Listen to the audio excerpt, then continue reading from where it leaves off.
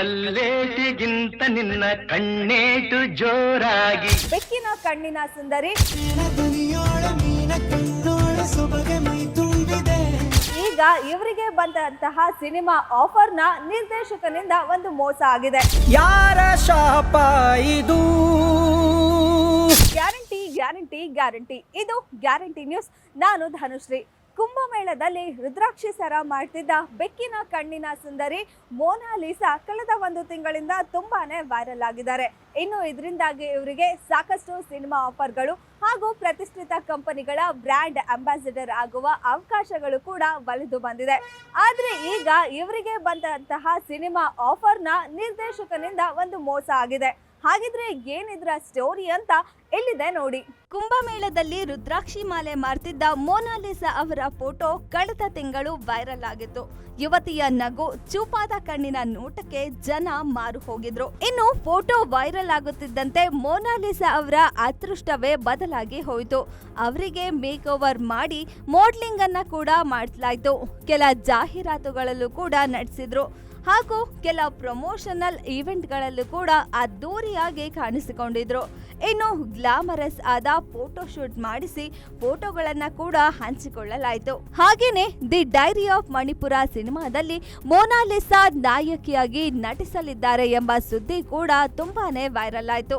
ಆದ್ರೆ ಈಗ ಆಕೆಯ ಮೊದಲ ಸಿನಿಮಾ ಚಿತ್ರೀಕರಣ ಪ್ರಾರಂಭ ಆಗುವುದಕ್ಕೂ ಮೊದಲೇ ನಿಂತು ಹೋಗಿದೆ. ದಿ ಡೈರಿ ಆಫ್ ಮಣಿಪುರ್ ಸಿನಿಮಾದ ನಿರ್ಮಾಪಕ Jitender Narayan Singh alias Waseem Rizvi the diary of Manipur ಸಿನಿಮಾದ ನಿರ್ದೇಶಕರಾದ ಸನೋಜ್ ಮಿಶ್ರಾ ವಿರುದ್ಧ ಹಲವು ಆರೋಪಗಳನ್ನ ಮಾಡಿದ್ದಾರೆ. ಸನೋಜ್ ಮಿಶ್ರಾ ಒಬ್ಬ ಸುಳ್ಳುಗಾರ, ಮೋಸಗಾರ, ಮಹಾನ್ ಕುಡುಕ.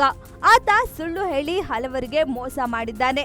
ಯುವತಿಯರಿಗೆ ಸಿನಿಮಾಗಳಲ್ಲಿ ಅವಕಾಶ ಕೊಡಿಸುವುದಾಗಿ ನಂಬಿಸಿ ಮೋಸ ಮಾಡಿದ್ದಾನೆ.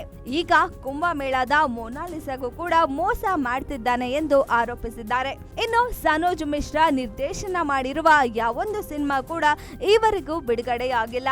ಆತ ಮೋನಾಲಿಸಾಳಿಗೆ ತರಬೇತಿ ನೀಡುವ ನೆಪದಲ್ಲಿ ಆಕೆಯನ್ನ ಬೇರೆ ಬೇರೆ ಈವೆಂಟ್ಗಳಿಗೆ ಕಳಿಸಿ ತಾನು ಹಣ ಮಾಡಿಕೊಳ್ತಿದ್ದಾನೆ. ಮೋನಾಲಿಸಾ ಅವರ ಕುಟುಂಬದವರು ಆ ವ್ಯಕ್ತಿ ಬಗ್ಗೆ ಜಾಗೃತೆಯಿಂದ ಇರಬೇಕು ಎಂದು ಎಚ್ಚರಿಕೆ ಹೇಳಿದ್ದಾರೆ ನಿರ್ಮಾಪಕರಾದ ಜಿತೇಂದರ್ ನಾರಾಯಣ್ ಸಿಂಗ್.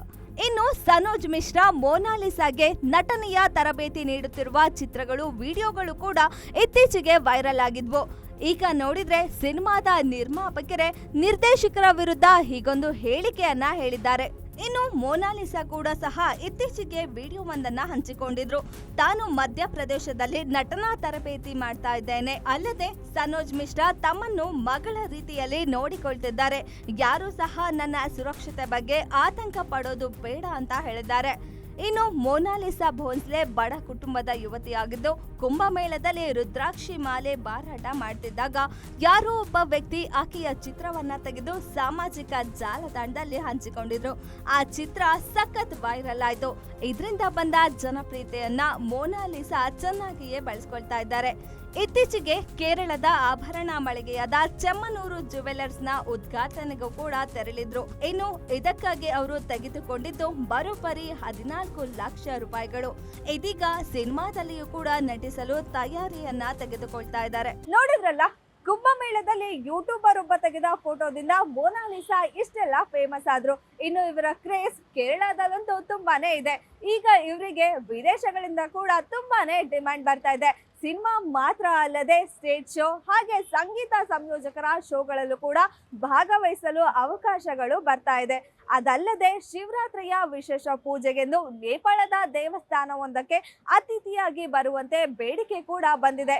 ಕೇವಲ 16 ವರ್ಷಕ್ಕೆ ಇವರು ಇಷ್ಟೆಲ್ಲ ಕೀರ್ತಿ ಸಂಪಾದಿಸಿರೋದು ನಿಜಕ್ಕೂ ಶ್ಲಾಘನೀಯ ವಿಷಯವೇ ಹೌದು. ಇನ್ನಷ್ಟು ಸುದ್ದಿಗಾಗಿ ನೋಡ್ತಾ ಇರಿ ಗ್ಯಾರಂಟಿ ನ್ಯೂಸ್. ಸುದ್ದಿ ಖಚಿತ, ನ್ಯಾಯ ನಿಶ್ಚಿತ.